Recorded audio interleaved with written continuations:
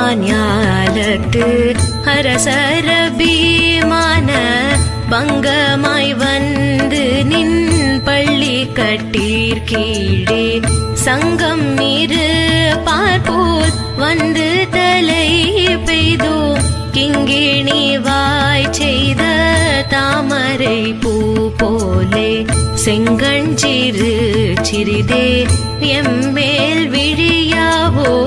திங்களும் ஆதித்தனும் எழுந்தார் போல் அங்கண்ணீரண்டும் கொண்டு எங்கள் மேல் நோக்குதியே எங்கள் மேல் சாபம் எழுந்தேலோர் எம் பாவா.